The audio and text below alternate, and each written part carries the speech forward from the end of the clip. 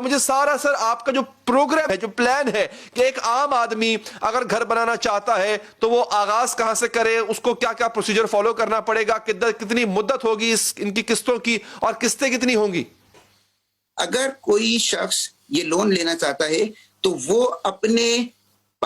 नजदीक तरीन किसी भी बैंक की किसी भी ब्रांच के अंदर वो जाकर उनके पास जाए और वहां जाकर वो कहे कि मैं गवर्नमेंट ऑफ पाकिस्तान की हाउसिंग स्कीम के तहत एक लोन लेना चाह रहा हूं, आप मुझे बताएं कि इसका लोन एप्लीकेशन फॉर्म क्या है, इसको किस तरीके से हासिल किया जा सकता है। तो मुझे बताते हुए बड़ी खुशी महसूस हो रही है कि पाकिस्तान की तमाम बैंकों की तमाम ब्रांचेस जिनकी तादाद तकरीबन 14,000 के करीब है, वो जब वो उनके पास जाएगा, किसी भी ब्रांच के पास जाएगा, तो इन ब्रांचेस में से आधी ब्रांचेस ऐसी हैं जो कि बाकायदा उसकी लोन एप्लीकेशन को लेकर और प्रोसेस करना शुरू कर देंगे, जिनको हम डेजिग्नेटेड ब्रांचेस कहते हैं। और बाकी ब्रांचेस ऐसी हैं, आधी ब्रांचेस ऐसी हैं, 50% ब्रांचेस ऐसी हैं जो कि डेजिग्नेटेड नहीं भी हैं, लेकिन उनके पास इंफॉर्मेशन सब मौजूद होगी। अब आ जाए लोन एप्लीकेशन फॉर्म। देखिए, हमारे पास जो एक मेन इशू आ रहा था वो नॉर्मली ये होता है कि पाकिस्तान के अंदर जब आप लोन लेना चाह रहे होते हैं तो उसका एप्लीकेशन फॉर्म बड़ा कॉम्प्लिकेटेड होता है, कई पेजेस के ऊपर भरा होता है, जिसको भरना भी बहुत मुश्किल होता है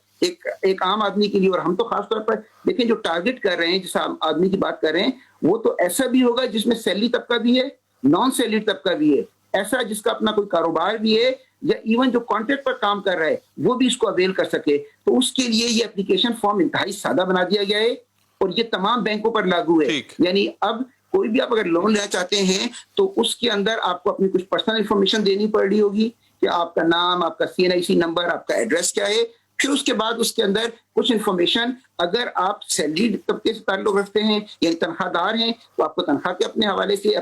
उसके हवाले से कुछ इन्फॉर्मेशन देनी पड़ी होगी। और अगर आप सैलरीड नहीं है, अपना काम कर रहे होते हैं या कॉन्ट्रैक्ट पे कहीं आप जॉब कर रहे हैं, तो वो इन्फॉर्मेशन देनी पड़ी होती है। ये प्राइवेट बैंक्स में ये भी होता है कि अगर आप घर के लिए लोन लेने जा रहे होते हैं तो एक सर्टेन अमाउंट, एक मखसूस अमाउंट होती है जो आपको फाइनेंस की जाती है, मतलब कि जी हम आपको आपके घर की अमाउंट का 70% दे देंगे, बाकी 30% आपने खुद डालना है। ये जो अभी आप सहूलत दे रहे हैं, क्या ये 100% लोन होगा या इसमें भी कुछ हिस्सा डालना पड़ेगा जो शख्स लोन लेने जा रहा है? 3 तरह के घरों के लिए ये कर्जे दिए जा रहे हैं। एक जो है वो 5 मरले तक के लिए, और जो कि नेफ्डा के अपने नया पाकिस्तान हाउसिंग अथॉरिटी वो अपने प्रोजेक्ट्स लेकर अपनी जमीन पर बना के दे रही है। दूसरा किस्म के घर वो होंगे जो कि कोई भी आदमी कहीं भी जमीन लेकर या उसके पास पहले से जमीन मौजूद है, उस पर 5 मरले की जमीन के ऊपर वो अपना घर बनाना चाहता है, तो दूसरी कैटेगरी ये है। और तीसरी कैटेगरी ये है कि वो अपनी जमीन ले ले या जमीन भी खरीदना चाहता है और 10 मरले तक का घर बनाता है। तो अब देखिए, जो पहली 2 कैटेगरीज हैं, यानी 5 मरले की घर तक के लिए अगर वो बनाना चाहता है तो उस पर जो उसकी कीमत है, घर की कीमत, देखिए इसकी कंडीशंस में है कि घर की कीमत 35 लाख तक होनी चाहिए, उसका सिर्फ 10% जो है वो उसको खुद देना है। यानी अब अगर ये समझ लें कि 35 लाख का घर है तो 10% का मतलब ये होता है कि तकरीबन 3.5 लाख रुपए उसको अपनी इक्विटी के तौर पे देना पड़ रहा होगा, जबकि 90% जो है बाकी वो बैंक कर्जे के तौर पे दे रहा होगा। जो आपने जिस तरह बिल्कुल सही कहा कि आम हालात के अंदर जब आप लोन लेने जाते हैं तो वो बैंक कहता है कि जी 30% अपनी तरफ से डालें, हम सिर्फ 70% या 60% देंगे। लेकिन इस वाली स्कीम के अंदर हमने ये सहूलत पैदा की हुई है कि आप बैंक जो है 90% तक दे सकते हैं, जो खुद जो घर लेना चाह रहा है, जो लोन लेना चाह रहा है, उसको सिर्फ 10% देना पड़ेगा। जो कि बड़े वाले स्कीम है, यानी जो 10 मरले तक वाली है, उसमें ये 15% देना पड़ेगा, लेकिन इससे ज्यादा नहीं है। देखिए, इसमें जो ज्यादा अहम चीज है वो ये है कि किस्त कितनी बन रही होगी। अगर 10 लाख का कर्जा लेना चाहते हैं तो उसके लिए महीने की जो इंस्टॉलमेंट बनती है वो तकरीबन 6,600 रुपए बनती है। इसका मतलब ये हुआ, अच्छा, ये तो बहुत कम है। अच्छा, ये पहले 5 साल है। फिर क्योंकि पहले 5 साल मार्कअप सबसे कम होता है, अगले 5 साल में ये 6,600 से बढ़कर 7,500 बन जाती है, तकरीबन 900 रुपए का फर्क पड़ जाता है इसके अंदर। लेकिन देखिए, अगले 5 साल के अंदर जाके लोगों की इनकम भी बढ़ जाएगी, तो उसके अंदर ये चीज फैक्टर इन हो जाती है। अगर लोन फर्ज कर लें कि मैं एक एवरेज लोन साइज की बात करता हूँ 20 लाख रुपए का, तो 20 लाख रुपए के लोन पर जो इंस्टॉलमेंट बनती है मंथली, वो 13,199 यानी 13,200 रुपए बनती है। अब 13,200 रुपए की इंस्टॉलमेंट के लिए बैंक को क्या चाहिए कि आपकी इनकम, यानी तनख्वाह की सूरत में या अगर आप कारोबार कर रहे हैं, आपकी इनकम इसकी डबल होनी चाहिए। यानी अगर आपकी इनकम 26,400 रुपए है तो आप 20 लाख रुपए तक का लोन ले सकते हैं, जिसकी इंस्टॉलमेंट तकरीबन 13,200 रुपए बनती है। अगर आप इससे भी ज्यादा बड़ी अमाउंट कर दें, बिल्कुल मतलब 30 लाख रुपए का, मैं एक एवरेज लोन की बात कर रहा हूँ, 30 लाख रुपए का अगर आप लोन लेना चाहते हैं, यानी 35 लाख का आप घर बनाना चाहते हैं, उसके अंदर आपने कुछ इक्विटी डाली, आपकी अपनी जमीन मौजूद है या जमीन मौजूद नहीं भी है, आप जमीन भी खरीदना चाहते हैं तो जमीन भी इससे खरीद सकते हैं। आपको 30 लाख रुपए के लोन पर जो किस्त बनेगी महीने की वो 19,700 रुपए है, यानी 20,000 रुपए तकरीबन बनती है। तो 20,000 की किस्त का मतलब ये है कि आपकी जो इनकम है वो 40,000 के करीब होनी चाहिए। एक चीज और समझाइएगा, इधर आपकी बातों से बड़ी अच्छी क्लैरिटी आ रही है माशाल्लाह। एक तो ये कि इनकी अकसात की अदायगी की मुद्दत कितनी होगी, एक। दूसरा ये बताइएगा कि ये जो अगर घर लेना जो चाह रहे हैं, इसकी फाइनेंसिंग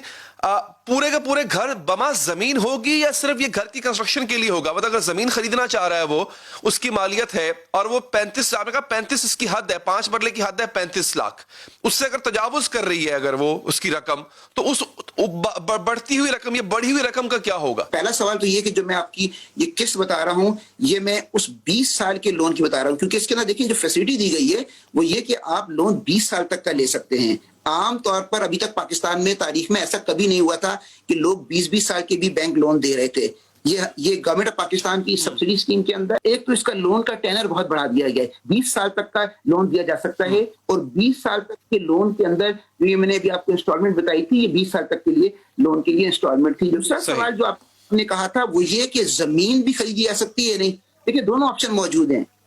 आप अपनी जमीन लें, फिर अगर आप अपनी जमीन ले आएंगे तो और उस जमीन की कीमत अगर आपके इस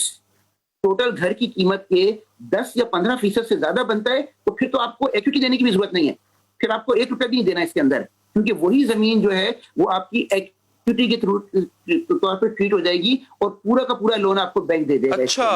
और अगर आपके पास, हाँ जी, ये इसके अंदर खूबी है, और अगर आपके पास जमीन मौजूद नहीं है तो फिर आप लोन, जैसे मैंने बताया कि मुख्तलिफ टीयर्स के अंदर 35 लाख का अगर एक घर आप लेना चाहते हैं 5 मरले का, उसमें 30 लाख तक का लोन आप ले सकते हैं। तो उस 30 लाख के लोन के अंदर अगर आप चाहें तो जमीन भी ले लें, उसके ऊपर कंस्ट्रक्शन भी कर लें, लेकिन एक बात याद रखें कि ये नहीं हो सकता कि इस लोन से आप सिर्फ जमीन खरीद लें, क्योंकि देखिए ये स्पेकुलेटिव पर्पस के लिए नहीं है कि आपने प्लॉट लेके खरीद के रख लिए और उसके बाद आप इंतजार कर रहे हैं कि उसकी कीमत बन जाए, बढ़ जाएगी, उसके तो क्या कोई टीम जाके इंस्पेक्शन करेगी, देखेगी जाके कि इन साहब ने जो पैसे लिए थे घर के लिए, उस पे घर इन्होंने जमीन पे बनाया कि नहीं? जी जी बिल्कुल, ये देखिए ये बैंक की जिम्मेदारी डाली गई है इस स्कीम के अंदर कि उसको ये इंश्योर करना है कि ये जिस मकसद के लिए लोन लिया जा रहा है वो उस मकसद के लिए इस्तेमाल हो रहा है। अच्छा, नंबर 2 मैं आपको एक बात बताऊं कि इवन अगर आप घर भी बना लेते हैं और आप घर बना के अगर चाहते हैं कि 2 साल में ये घर बेच दें और फिर दोबारा ये कोई स्कीम कर ले लें, फायदा उठा लें, तो आप नहीं कर सकते। इस स्कीम के अंदर ये शर्त रखी गई है कि देखें, पहली, अब मैं बड़ी आपको अहम बात बताना चाह रहा हूं, इससे पहले आपके पास कोई घर ना हो, क्योंकि ये उन लोगों के लिए जिन्होंने जिंदगी में पहली मर्तबा अपना घर बनाया होता है। नंबर 2, ये शर्त इसके अंदर ये रखी गई है कि 5 साल तक तो आप इससे जो घर बनाते हैं वो आप बेच भी नहीं सकते, इसलिए कि वरना इस स्कीम के अंदर गवर्नमेंट सब्सिडी पे कर रही है। अगर 5 साल के बाद आपको बेचना भी है तो फिर आपको ये पूरा का पूरा जो कर्जा बाकी बचा होगा ये आपको वापस करना होगा, और फिर आपके पास मजीद आप दोबारा इस स्कीम के अंदर फायदा नहीं उठा सकते। तो इसका हमने इसलिए ये रखा है ताकि इसको मिसयूज ना किया जा सके। अच्छा, मैं एक इससे पहले कि आप आगे जाए, मैं एक बड़ी अहम बात बताना चाहता हूँ कि जो आम लोगों को इंटरेस्ट होगा और पता नहीं है आपके नाज़रीन को। देखें, एक तबका तो हो गया तनख्वाहदार, एक तबका हो गया कारोबारी, अब एक तबका और है जिसके पास कोई फॉर्मल इनकम का प्रूफ मौजूद नहीं है।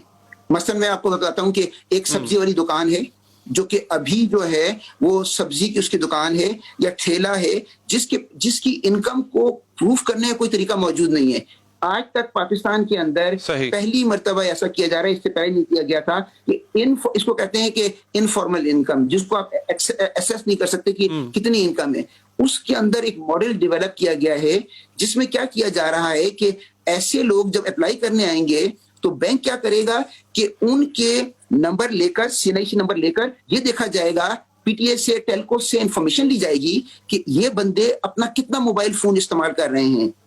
अभी अगर किसी जगह पे रह रहे हैं किराए के घर के ऊपर तो वहां बिजली का बिल कितना अदा कर रहे हैं। देखिए ये क्या चीजें, ये वो चीजें कि जहां आपको नॉर्मल इनकम अगर आप एसेस नहीं कर सकते, बैंक अंदाजा नहीं कर सकता, तो वो क्या करता है, ये देखता है कि आप कितने अखराजात कर रहे हैं। अगर उसका बच्चा कहीं स्कूल के अंदर पढ़ रहा है तो उस बच्चे की अगर स्कूल की कोई रिसीट है वो रिसीट, बिजली का बिल और ये जो बिजली जो टेलकोज यानी जो मोबाइल के अंदर वो पेमेंट कर रहा है, कितने का उसने टॉप अप किया, ये इंफॉर्मेशन लेकर इसकी बेस पर एक मॉडल बन रहा है जिससे वो कैलकुलेट करेगा बैंक के, देखें अगर ये इतने अखराजात कर रहे हैं तो उसका मतलब है इनकी इतनी इनकम हो सकती है, और अगर इतनी इनकम हो सकती है तो ये इतने की इंस्टॉलमेंट पे कर सकते हैं। अगर कोई शख्स जाए कर्जा लेने के लिए और उसको बैंक अगर प्रॉपरली एंटरटेन नहीं करता तो वो क्या करे। हमने पूरे पाकिस्तान के अंदर अपनी टीमें जो हैं वो क्या कर रही है, मिस्ट्री शॉपिंग कर रही हैं। अब बड़े हैरान होंगे आप कि मिस्ट्री शॉपिंग क्या है। मेरे लोग जो हैं वो एक माली का भेज बदलकर एक चौकीदार का भेज बदलकर बैंकों के पास जा रहे हैं और वो कह रहे हैं कि आप हमें ये बताएं कि अच्छा। इस स्कीम के तहत हम कर्जा लेना चाहते हैं। जी, कर्जा लेना चाहते हैं। फिर वो क्वेश्चन करते हैं जो कि एक बाकायदा सर्वे के तहत उनको बनाया गया है। अगर बैंक इस सिलसिले के, इसको मिस्ट्री शॉपिंग कहते हैं, और ये हम पूरे पाकिस्तान में कर रहे हैं ताकि इसका दो मकसद है, एक तो हमें पता हो कि किस बैंक बहुत अच्छी बात, किस ब्रांच बहुत में अच्छी प्रॉब्लम बात। क्रिएट हो रहा है, और दूसरा ये कि अगर हमें जब ये हम बैंकों को बताते हैं, बाकायदा हम बैंकों को बता रहे हैं कि आपकी इस ब्रांच के अंदर देखें लोगों को इन्फॉर्मेशन ही नहीं है, उन्होंने बैनर्स नहीं लगाए हुए, उन्होंने बोर्ड नहीं लगाए हुए, तो फिर हम उन ब्रांचेस को बता रहे हैं ताकि हम उसके खिलाफ कार्रवाई कर सकें। इसके अलावा मैं आपको एक नंबर जरूर दे देता हूं, 021-111 ठीक 727-273। ये स्टेट बैंक का नंबर है। अगर उसके बावजूद भी किसी शख्स को इसमें कोई मुश्किल पेश आए तो आप इस नंबर पे कॉल करके हमें बता सकते हैं, या पाकिस्तान के स्टेट बैंक के 15 ऑफिस मौजूद है, आप किसी भी जगह जाएं और वहां